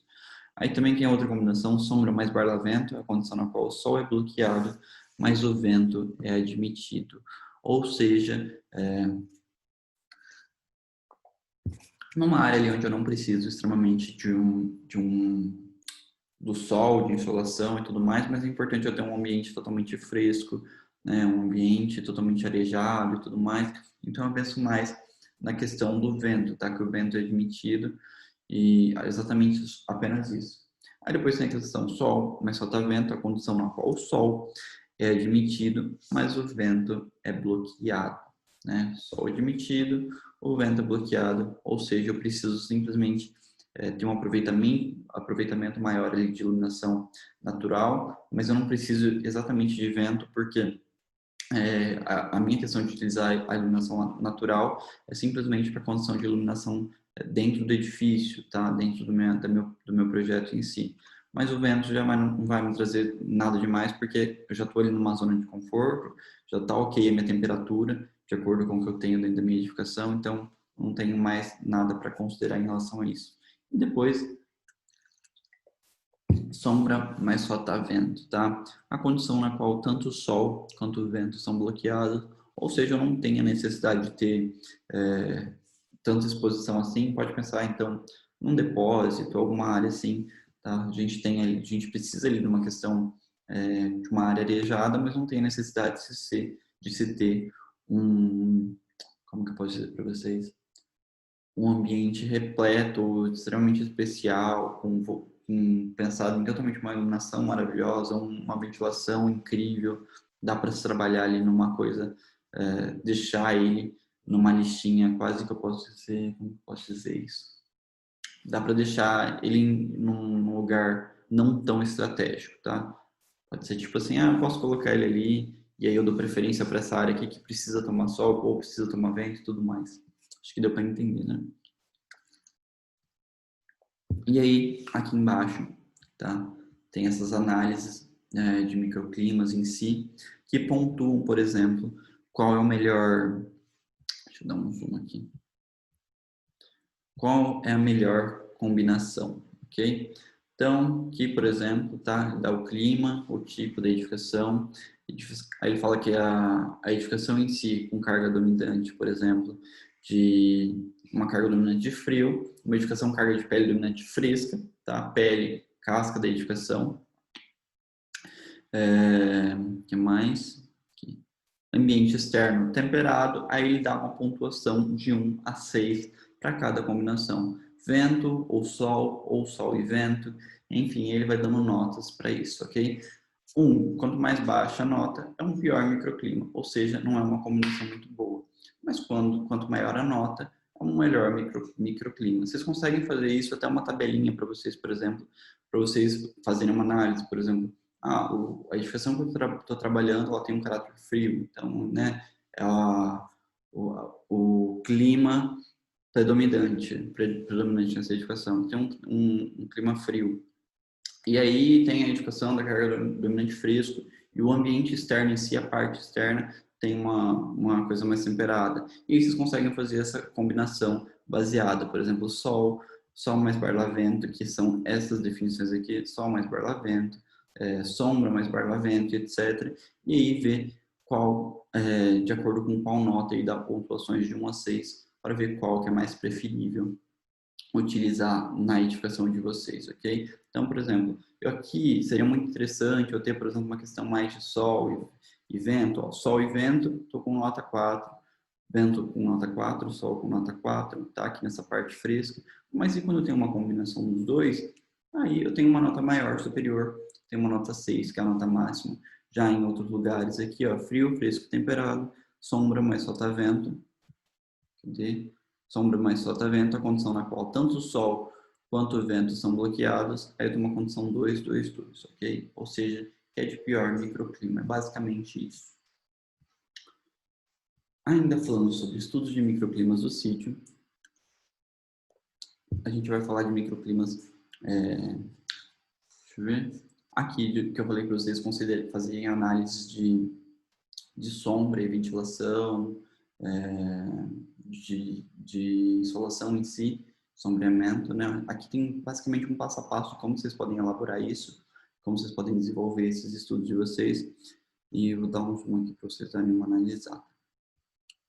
Aqui, a primeira coisa que ele fala para vocês estudarem nada mais é do que pegar o volume da edificação e fazer a projeção de sombras. Então, em janeiro, né, vamos pensar aqui em janeiro, porque a gente está no Brasil, então, a nossa edificação em si a gente vai estar no verão, né? Nossa, calorzão, pessoal, é praia, é carnaval, é festa, é tudo, tudo que você precisa de piscina e sol e mais nada. E, enfim, então praticamente férias aí, né? No Brasil a gente pode pensar assim, a gente tem a questão de janeiro, de fazer as sombras, as sombras de janeiro, então, né, nos principais horários do dia que a gente considera a insolação, igual eu falei para vocês, de 3 em 3 horas, a partir das 9, a partir do meio-dia e a partir das 15 horas. Então, eu fiz janeiro, depois fiz julho, na minha representação de sombra. Depois, aqui eu já sei, por exemplo, onde que eu vou criar um sombreamento. Então, é isso que eu quero. Eu vou precisar mudar a direção da minha edificação, a alocação dela no terreno, mudar, aumentar a forma, diminuir, aumentar a altura. O que eu vou ter que fazer aqui para ter uma sombra que influencia mais no entorno, tá? Segundo passo, registrar os ventos, ou seja, em janeiro meu vento vem de onde? Em julho meu vento vem de onde? Tá? É interessante fazer várias análises, viu? Tipo, se vocês tiverem, por exemplo, como realizar aí, digamos que vocês vão pegar uma obra que dure meses, e obras às vezes duram um ano, gente. Vocês vão ver muito isso, tá? O processo de uma construção civil realmente é demorado. Então, pensar aí a partir da parte, desde que você é contratado, desenvolvimento de projetos, disso, daquilo, dá para se pensar muito numa edificação, muito, muito mesmo. Então, por exemplo, aqui estou para o segundo passo, então a minha ventilação vem daqui, desse sentido, nessa, nesse sentido diagonal, e aqui embaixo, em julho, minha ventilação vem de um outro sentido. Então, pelo menos tirar o sentido de ventilação e insolação, tanto no solstício de verão, quanto no solstício de inverno, tá? Solstício, ou seja, que é a parte, né, mais quente e a estação mais fria do ano. Então, são essas duas fases contrárias. Enfim, aí fazendo essa análise, vou fazendo esses rabiscos bem. E aí tem um terceiro passo de representação gráfica. Então, por exemplo, tudo que eu tenho aqui nessa carta, né, janeiro, por exemplo, eu vou definir ali uma chura, onde que eu vou ter sombra, onde que eu vou ter, aqui, por exemplo, onde eu vou ter sombra, onde eu vou ter sol, onde que o meu sol vai bater. Aqui, de novo, esse desenho é similar a esse, ou seja, eu vou ter aqui praticamente esse centro aqui, que eu vou ter a sombra, e o restante vai todo pegar sol, tá? É meio que transformar isso num gráfico, tá? A partir de achuras, para a gente fazer esses estudos de análise aí, de quanto praticamente de área a gente vai conseguir sombrear e quanto a gente vai ainda ter insolação. Esse daqui também, referente de janeiro, esse daqui às 15 horas, é referente a este desenho aqui. Então aqui eu estou tendo esse sombreamento nessa parte, porém esse meu entorno continua aí recebendo insolação direta, ok? Em julho eu faço esses estudos referentes aqui, ó. Vocês conseguem ver, por exemplo, como eu disse para vocês, nos Estados Unidos, julho, né? Vamos supor meu verão. No Brasil, enfim, julho é já o nosso período de inverno, é o período mais frio do ano e tudo mais. Então, muda de um lugar para o outro e é importante a gente saber diferenciar essas coisas. E aí, aqui, eu faço as minhas análises de barla-vento, solta-vento, onde que é melhor eu bloquear a ventilação, onde que é melhor eu deixar e tudo mais. Então, eu vou fazendo de acordo com essas análises aqui, crio as minhas achuras aqui também, ok? Deixa eu ver o que mais. Quarto passo. Aqui, sobrepõe sol mais vento, enfim, onde que tem sol, onde está batendo vento, onde que é interessante ter isso. Você vai criando uma chura sobrepondo uma em cima da outra, tanto em janeiro quanto em julho, de acordo com cada horário. E depois você vai desenvolvendo pontuações de si, gráficos, tá? Você vai determinar, por exemplo, uma pontuação para onde que é interessante ter barla-vento, ou seja, a somatória de um vento, enfim, ou um bloqueio de um sol, ou alguma coisa assim, que você vai definir pontuações até você chegar a um passo onde, por exemplo, as pontuações mais altas vão ser as mais favoráveis que devem ter sombra, ou menos favoráveis que devem ter sol, alguma coisa do tipo, tá? É basicamente isso, você estudar os microclimas do sítio, definir gráficos através disso, de onde vai bater sol, onde vai ter sombra, e aí definir quais são os mais favoráveis, por exemplo. Essa área aqui está pegando muito sol, então eu tenho que ter uma incidência maior de ventilação aqui, tá? Porque necessariamente em si a gente não precisa bloquear totalmente o sol, posso bloquear ela em determinados horários com brisas ou com diversas outras soluções aí que a gente vai ver mais para frente. E vocês podem dar essas soluções, bloquear simplesmente o sol naquele horário, mas o sol pode continuar e você pode também agregar o vento ali, ou seja, né, eu admito o sol, admito ventilação, alguma coisa assim, e aí vocês propõem a solução para uma problemática.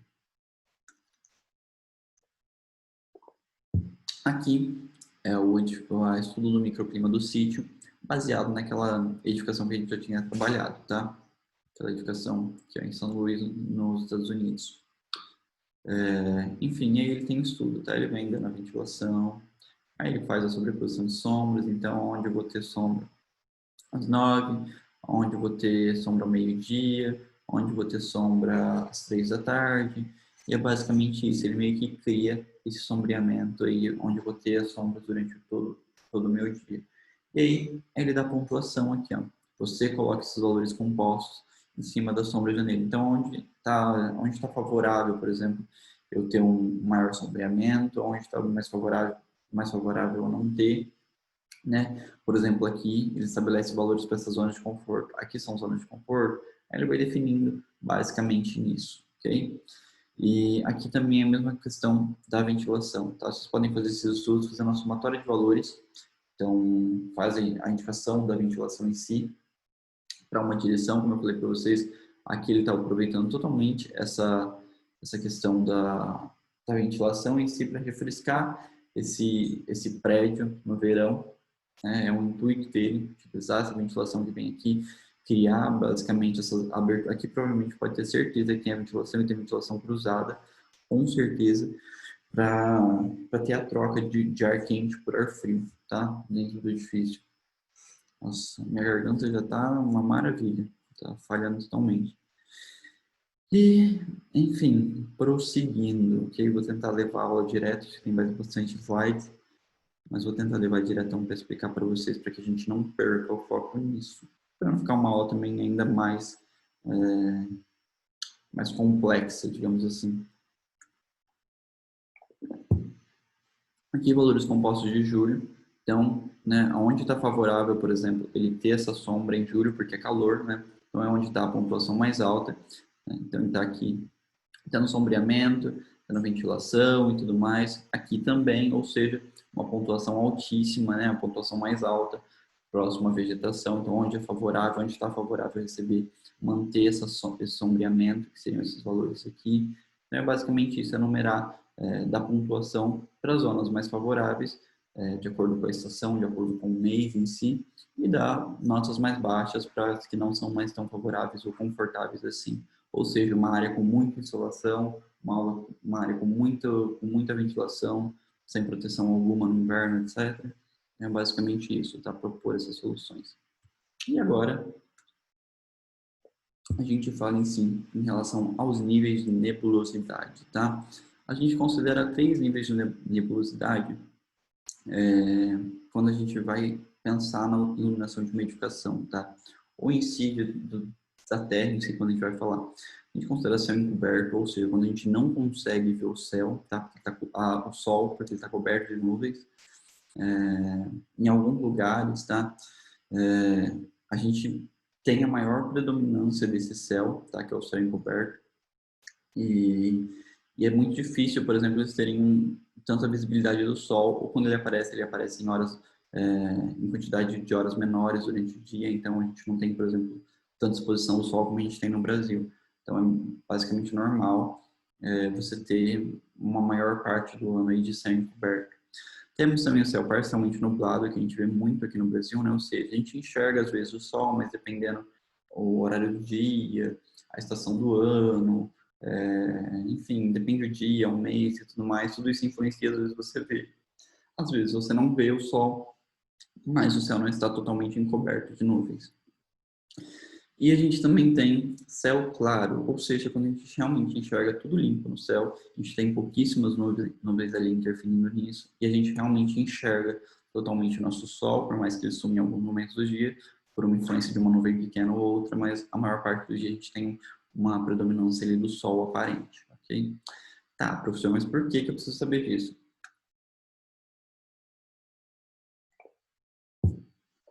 A importância de saber os níveis de nebulosidade, pessoal, é pensar na edificação em si, no aproveitamento de energia natural, ou seja, eu não posso imaginar que durante todo o ano eu vou ter totalmente a mesma predominância de iluminação natural, ou seja, no inverno talvez eu tenha menos, no verão eu vou ter mais e daí por diante, ok?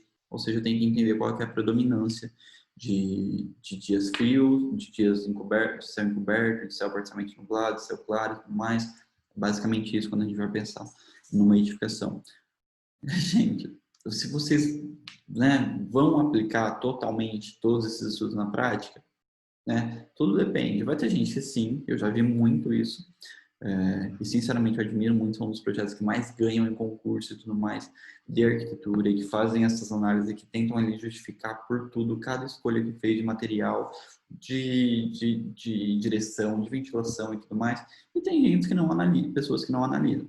Resultado, constrói a edificação e acontece, né, igual o exemplo que eu falei para vocês aqui do meu prédio. Eu mudei para cá, quando eu vim na correria, então não deu nem para escolher, foi tipo assim, fechei, é isso e vim. E mudei para Tapera. Então eu não conhecia, eu não tive a oportunidade de simplesmente chegar aqui e fazer uma análise do local, da obra e tudo mais. Não, escolhi, foi isso, então não deu para ver se funcionava a iluminação da lavanderia, se batia sol, se não batia. Foi isso e pronto, assinei e já era. E, enfim, acontece isso. Mas você chega aqui e fica um ambiente desconfortável. Então, acontece o que eu falei. A sacada, sol o dia inteiro. E é virado totalmente para a rua. Então, acaba que fica até um clima chato. Por exemplo, você pensa, tipo, compra um varal e coloca lá na, varanda, na sacada e deixa pendurado. Aí você pensa, né? Tem, enfim, a gente pode pensar em não num constrangimento, mas numa questão desconfortável, porque tem roupa íntima, isso e aquilo. E eu já vi, porque quando eu tô na rua e a minha sacada é virada para a rua, diretamente para o mercado, às vezes as pessoas já fizeram isso aqui de pendurar a roupa ali na sacada, naqueles varal que você compra, sabe, e coloca no chão, que é tipo um suporte, um apoio. As pessoas colocam e não fica uma coisa totalmente bonita, né? Dá para enxergar tudo lá de baixo, e nem só pela questão de ser bonita, né, da questão estética em si, mas acaba criando um certo constrangimento, digamos assim. Então é basicamente isso. Enquanto a lavanderia não bate sol nenhum, não bate durante o dia, não bate durante a tarde, e realmente é um espaço muito frio que demora para secar a roupa, então aí você tem que gastar energia elétrica para secar enquanto está tendo muita energia, é, iluminação natural, energia natural, né, que a gente pode dizer isso, desperdiçada, que é no caso está sendo desperdiçada na sacada, né, iluminação solar o dia inteiro e não tem nada na lavanderia. Então é basicamente isso. Coloquei aqui uma definição para vocês, falando que as condições de iluminação natural para o seu clima podem ser estimadas através, saiu errado aqui, esse L é um T, através do registro de número médio de dias claros, nublados e parcialmente nublados, como um percentual do total de dias de cada mês. Os níveis normais de nebulosidade podem ser obtidos de várias formas. Ou seja, pessoal, vocês vão conseguir esses dados também, é a mesma coisa que eu falei para vocês, em diversas fontes, principalmente em sites de aeroportos, tá? Então, vamos supor das nossas principais cidades, né, com aeroportos totalmente conhecidos internacionalmente, com certeza a gente tem esses dados. Porém, né, quando a gente para pensar numa escala menor, em Itapeva e tudo mais, já é uma questão muito complicada, mas já é uma questão que está sendo criada cada dia mais mapas, eles já estão conseguindo mapear mais essas coisas, e aí a gente consegue ter uma riqueza maior desses dados para se fazer esses estudos de insolação, de ventilação e tudo mais. O importante é saber aplicar, porque o futuro daqui em diante prevê o desenvolvimento desses estudos. Enfim, então o que você faz? Mês, por exemplo, de janeiro, tá? A gente vai ter lá, vamos por X dias. Então, quantos dias do mês de janeiro eu tive céu claro? 7, por exemplo, tá? Quantos dias do mês de janeiro eu tive dias de céu parcialmente nublado? Ou seja, aqui do lado está qual que é parcialmente nublado, que a gente enxerga o sol, mas tem algumas nuvens no céu. E quais dias do mês de janeiro eu tive dias de céu encoberto, ou seja, quando eu não enxergo de forma alguma o sol. Então você meio que coloca isso em dados, tá? Então eu faço uma média lá, coloco os dias que eu tive de cada mês, e depois ele faz a porcentagem, né? Então, dias de céu claro, 23%, dias de céu parcialmente nublado, 23%, dias de céu encoberto em janeiro, eu tive 55%. Ou seja, em janeiro eu tive uma grande porcentagem de céu encoberto. E aí você pensa o projeto de acordo com isso. Por exemplo, qual parte do mês aqui, por exemplo, de janeiro, deixa eu fazer uma análise rápida. De janeiro até abril, por exemplo, vocês estão vendo aqui que eu tive dias de céu encoberto. Porém, né, é uma quantidade menor ao que eu tive, por exemplo, aqui. Cadê? Tá, de janeiro a abril. Janeiro a... Isso, de janeiro até junho. Eu tenho uma grande quantidade de dias encoberto, então, se eu vou ter dia encoberto, eu sei que quando o meu céu está encoberto, pessoal, quando o meu céu está encoberto de nuvens, um dia de céu encoberto em si, é quando eu tenho uma grande quantidade de nuvens, tá? E aí vocês tentam imaginar isso numa questão lógica. O Sol está lá, mas ele está encoberto de nuvens. O que acontece? A luz simplesmente, né? Ela fica difusa, ela se espalha por todas as nuvens. Ou seja, eu tenho uma quantidade maior de iluminação espalhada pela Terra. Então, o céu em si, ele é brilhante inteiro por si, tá? Ele não é simplesmente igual quando a gente vê um dia de céu claro, que a gente olha o Sol, ele simplesmente está lá naquele ponto totalmente brilhante, no zênite, digamos assim, é, no horizonte, no horizonte em si, que a gente vai ver, você vê o Sol e brilha totalmente forte. Não, em dias totalmente céu encoberto, a iluminação em si, ela se espalha por todas as nuvens e torna uma coisa meio que parcial, tá? É como se você espalhasse a luz em si igualmente por todas as nuvens. Então, todas as nuvens acabam tendo o mesmo nível de iluminação, iluminando assim de uma forma mais, como se fosse uma lâmpada da Terra, ok? Agora, quando a gente tem um dia de céu claro, a gente consegue ver o brilho no zênite, tá? Que é esse valor aqui, por exemplo, aqui ó, nessa imagem onde eu estou passando o mouse em cima do zênite, o Sol, ele, então, por exemplo, ele fica no zênite, aí ele vai descendo, vai descendo, vai descendo, até o horizonte a gente consegue ver esse brilho muito maior dele, ao invés de ser uma coisa muito espalhada de radiação de iluminação natural, ok? Acho que deu para entender. E aí, enfim, quando eu penso nisso, por exemplo, que aqui eu tenho esses meus dias de céu encoberto, eu posso planejar, então, que eu vou precisar ter janelas mais grandes. Vou precisar ter janelas maiores para que eu possa, então, ter um maior aproveitamento de iluminação natural dentro dessa minha edificação. Ou então, por exemplo, se eu tenho dias de céu claro totalmente maior porcentagem do ano, eu posso pensar em janelas menores, tá? Que é uma das soluções para a gente utilizar a iluminação natural da edificação. Posso ter, se eu tenho insolação direta naquela fachada, eu posso simplesmente fazer janelas, mas janelas menores, onde eu vou ter um aproveitamento aí melhor da luz que eu falei para vocês que reflete do solo, então a minha própria luz do solo reflete, bate na minha janela e eu tenho aproveitamento dessa iluminação dentro da minha edificação. E posso aproveitar também e colocar uma proteção na minha janela, que seja um brise, alguma coisa assim, para que a iluminação em si, durante os momentos em que eu mais tiver iluminação, vamos supor, na estação do ano, no verão, que mais tem uma incidência de sol ali muito grande, eu posso me proteger dela e aproveitar mais a iluminação refletida do solo para dentro da minha edificação ou do entorno, ok? Aqui é a mesma coisa, são análises de níveis de nebulosidade, análise de níveis de nebulosidade de acordo com cada mês, ou seja, né, ele faz aqui estudos, tentando aqui essa análise de acordo com o horário em janeiro, né, ele criou uma outra tabela conforme o horário em julho, que é no inverno, que é no verão, mentira, nos Estados Unidos, aqui em janeiro aqui seria o nosso verão e lá o inverno deles.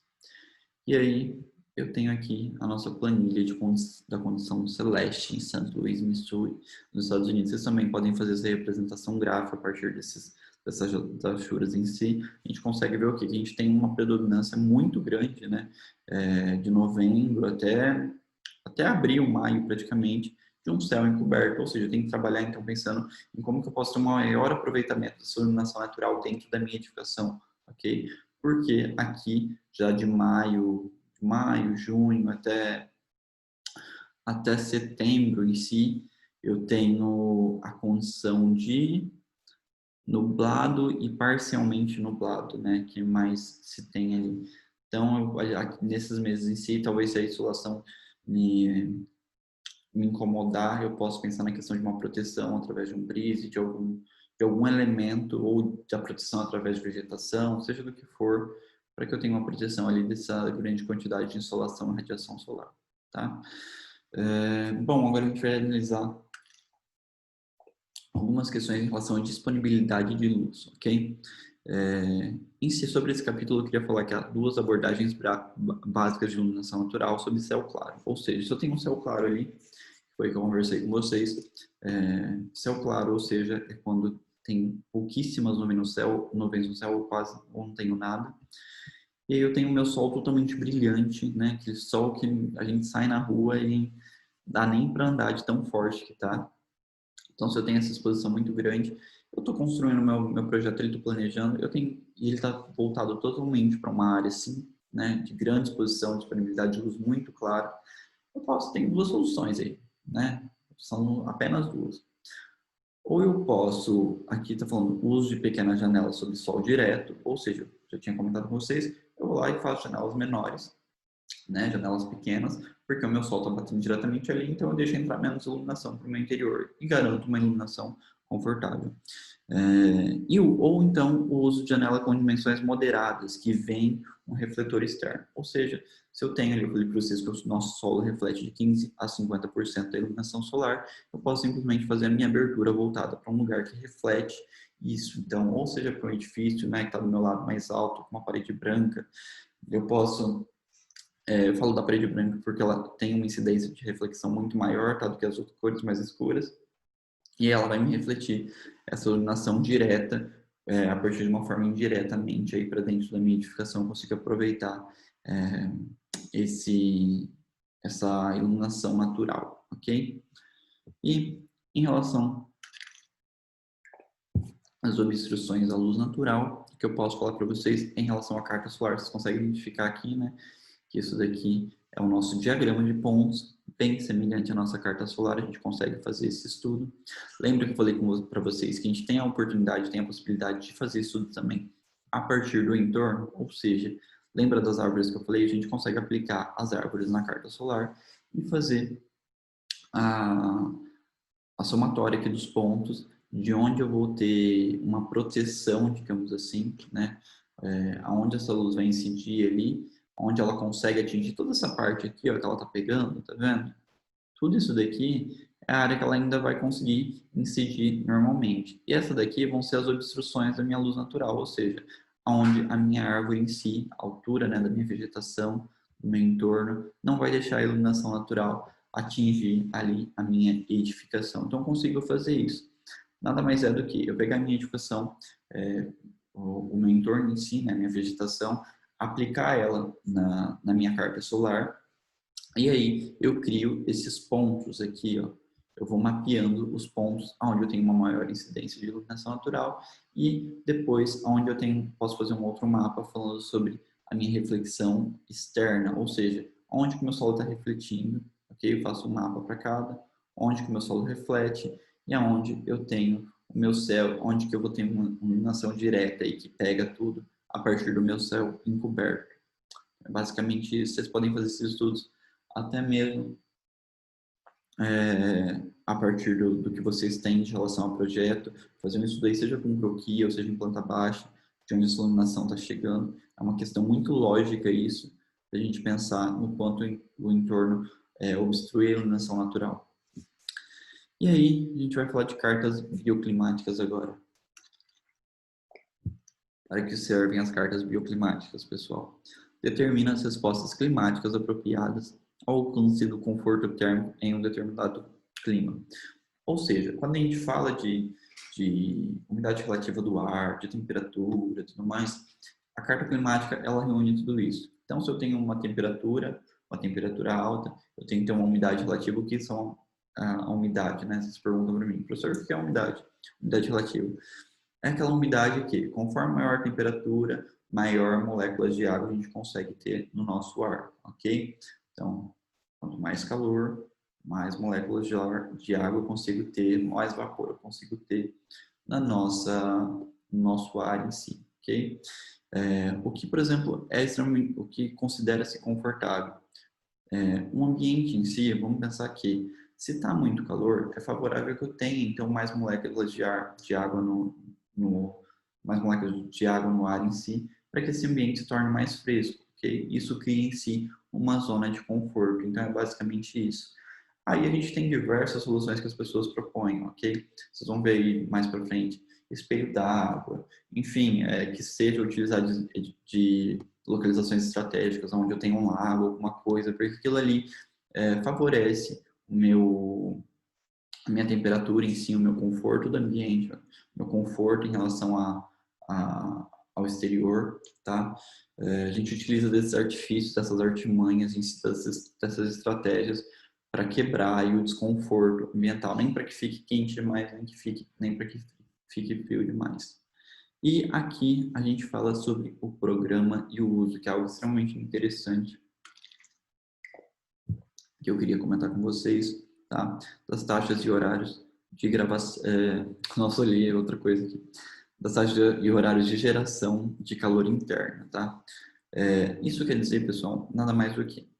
Pensa que quando a gente constrói uma edificação, eu falei para vocês que nós, seres humanos, a gente emite calor também. Ou seja, quando a gente conversa, se a gente sentar todo mundo numa sala, a gente fechar e se aglomerar, vai começar a dar o quê? Claustrofobia, né? A gente não vai conseguir ficar naquele canto. A gente vai sentir um mal-estar, uma falta de ar, um calor muito grande. Ou seja, porque a gente produz calor. E aqui a gente fala, em relação ao programa e uso, que quando a gente pensa numa edificação, a gente tem que pensar também na população que vai ocupar, né? Nas pessoas que vão ocupar. Vai ser muita gente, vai ser pouco e tudo mais. Como que a gente vai utilizar essa nossa energia, né? Então pense em si que a gente está produzindo um escritório aí. Não sei, deixa eu só ver uma coisa. Tá, pense em si que a gente está produzindo um escritório aí. E esse escritório em si ele utiliza mais energia, digamos, à noite, à tarde. Então, o maior fluxo dele é à tarde. E à tarde, pessoal, vamos dizer assim, que é o período de maior, coincide com o período de maior insolação nesse escritório. Então, além de ter muita gente utilizando esse escritório à tarde, eu também tenho uma grande insolação ali que bate e reflete em tudo e produz mais ganho térmico de energia, então aumenta mais a minha temperatura ainda. Ou seja, isso é uma questão de desconforto, correto? Tipo, eu não consigo ficar nesse ambiente. Eu estou tendo tanto um desperdício de energia elétrica para poder resfriar esse ambiente com ar-condicionado, quanto também eu estou tendo um desperdício da minha iluminação natural que está sendo totalmente jogada para um ambiente em que eu não precisava de tanta insolação. Vocês conseguem entender isso? Então, é meio que intercalar essas duas coisas, ok? Ele fala que essa taxa de ganho, que é a taxa de ganho térmico, varia conforme o dia e a semana. Ou seja, foi o que eu falei para vocês, dependendo do programa de necessidades que a gente propõe, dependendo da edificação que a gente vai construir, cada uma vai ter um uso, vocês concordam? Ou seja, se eu for fazer um bar que vai ser utilizado à noite, às vezes a temperatura mais baixa, mais alta desse bar, ou seja, quando mais vai fazer calor, vai ser à noite, porque ele vai estar lotado de gente. Então, talvez eu precisar de um ambiente que seja extremamente ventilado, que necessite que tenha bastante abertura para ventilação. E se eu for pensar, por exemplo, numa escola, já vai ser, né, diferente. Ou seja, qual que é o maior horário que a gente produz esse ganho térmico aí, que a gente produz essa nossa energia, né? Vai ser durante a manhã, vai ser durante a tarde. Durante o almoço, por exemplo, eu não vou ter tanta emissão de calor aí humano. Então, como que eu consigo utilizar essas nossas energias a nosso favor? É basicamente isso, ok? Aí ele fala sobre ganho térmico interno vezes ganho térmico do clima, que foi o que eu falei para vocês, né? Escritório, a gente pensa em um escritório com uso intensivo durante a tarde, coincidindo com o clima quente. Gente, não dá. Tipo, imagina nos escritórios que as pessoas projetam hoje em dia, cheio de vidro, não vê nem para onde está o norte na hora de fazer o projeto, volta a fachada lá, tudo para onde está nascendo o sol, e aí põe vidro, põe espelho, reflete tudo, é maravilhoso, é lindo, né? Fica perfeito. Mas quando você entra, vira um forno, então não dá. Ainda mais se a gente pensar num ambiente aí que vai ter uma aglomeração de pessoas utilizando esse projeto. E hoje em dia a gente ainda tem que pensar mais em tempos de pandemia, como que a gente resolve esses problemas aí, né? A gente não pode criar um forno. E aí tem a estratégia de projeto, tá? Iluminação natural. Quando a gente pensa que como a gente pode utilizar essa nossa energia para o nosso interior, a gente tem que criar essas estratégias de projeto, ok?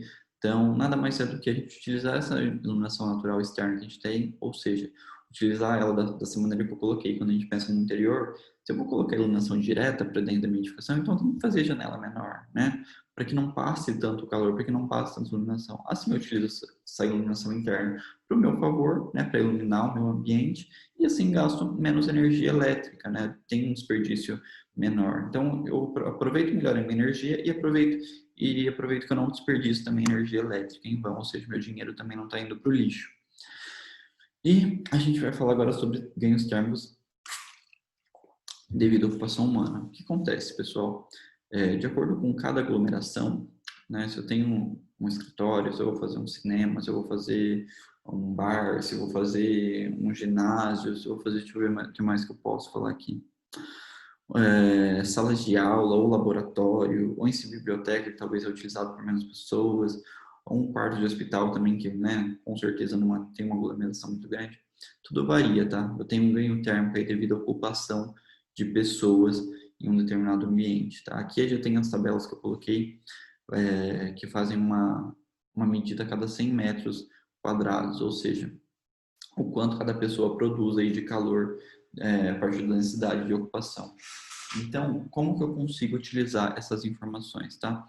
Pensando aí, por exemplo, se eu vou fazer um cinema em si, um auditório, um ambiente extremamente fechado, como que eu consigo aproveitar o calor dessas pessoas que estão lá dentro, né, para esquentar esse lugar, se às vezes ele não bate tanta insolação, se não tem, porque a gente não tem um cinema, pelo menos eu ainda não vi nenhum, que receba iluminação natural de fora e tudo mais. Então, como que eu posso fazer para esse ambiente também ser confortável, né, termicamente, tendo ali uma temperatura ok, nem quente, nem muito frio, e às vezes acontece, né, ser muito frio, gente, diverso, que você entra e você não consegue ficar. Então, a gente consegue aí criar técnicas de tanto de aquecimento como de resfriamento. Se a gente pensar que a gente pode simplesmente voltar esse ambiente para um ambiente em insolação direta que vai esquentar toda essa parede durante o dia, e às vezes as pessoas vão estar lá à noite, e aí eu consigo ter um ambiente um pouco mais confortável, seja quando eu ligo o ar-condicionado, porque todos os lugares hoje em dia utilizam ar-condicionado, então eu vou ter que usar menos ar-condicionado para criar uma temperatura aí ok, entendeu? A gente é meio que pensar em todas essas estratégias. E aqui também ganhos térmicos devido à iluminação elétrica, ou seja, quando eu coloco, pessoal, uma iluminação em casa, uma lâmpada em si, essa lâmpada produz calor, ok? E cada lâmpada produz um tipo de calor, ou seja, mais alto, ou seja, médio, ou seja, mais baixo, enfim, cada lâmpada, cada coisa elétrica que cada iluminação elétrica que a gente coloca na nossa casa, ela produz algum tipo de calor. Não é à toa que vocês viram o tio que vendia pipoca antigamente, ele vendia com pipoca lá no carrinho na rua, com uma lâmpada ali dentro, que nada mais era do que para também aquecer aquela pipoca e não deixar ela simplesmente esfriar, tá? Tem um intuito, que era aquela lâmpada antiga ainda. Enfim, aqui o intuito é entender isso, tá? Como que a gente tem um ganho térmico a partir da iluminação elétrica. Se eu souber utilizar melhor a minha iluminação artificial, a minha iluminação natural de fora, que vem para dentro da minha edificação, eu consigo ali ter um ganho, um aproveitamento melhor da minha iluminação elétrica, não produzindo nem colocando em excesso de iluminação elétrica, gerando um calor e um superaquecimento no meu ambiente, e também nem desperdiçando a iluminação natural que eu tenho lá fora, ok? Iluminação solar. E, por fim, os ganhos térmicos devido aos equipamentos, que nada mais é do que eu considerar os ganhos térmicos dos equipamentos que eu tenho. Computadores, tá? Um exemplo. Os computadores de antigamente, tinha aqui, ó, vocês podem ver, o ganho térmico de computadores antigos eram, por exemplo, muito mais altos do que o que a gente tem hoje, certo? Então, um monitor que a gente usava antigamente gasta menos energia do que os monitores de hoje, de LCD, de LED, enfim, seja do que for. A gente tem um consumo muito menor. E todos os aparelhos que a gente coloca também dentro do escritório, seja o computador, ou seja uma máquina em uma fábrica, ou seja diversas coisas em um ambiente fechado, vocês pensarem em um escritório, tá? Naquela sala de escritório de filme, tem vários computadores, e as pessoas trabalham apenas separado por divisórias, por mesas com divisórias. Gente, sério, esses computadores em si, toda a energia que eles estão absorvendo ali, enfim, o cooler rodando, tudo que eles emitem ali, produzem calor, ou seja, são coisas a serem consideradas. Se você faz uma edificação, um prédio, a gente pensa num prédio de escritórios aí, com aquelas fachadas totalmente aí de vidro, envidraçadas, espelhadas, São Paulo, que recebe insolação direta. Gente, haja ar-condicionado para aguentar isso.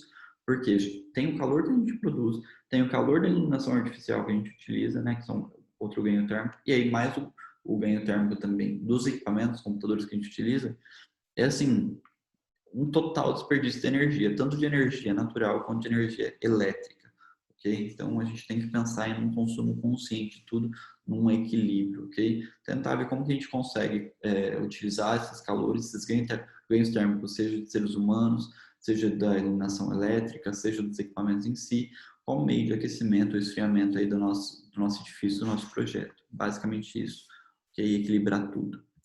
Então, pessoal, finalmente é isso. Não sei, a nossa aula acho que durou bastante, mas eu vou disponibilizá-la para vocês e qualquer dúvida vocês entrem em contato comigo, ok? Por hoje a gente não vai ter atividade, é só isso mesmo, só uma aula extensa. E na próxima semana a gente segue aí o nosso conteúdo, da continuidade. Estou disponível para dúvida, é só me mandar mensagem. Estou aqui para o que vocês precisarem, beleza? Boa semana para vocês, até mais.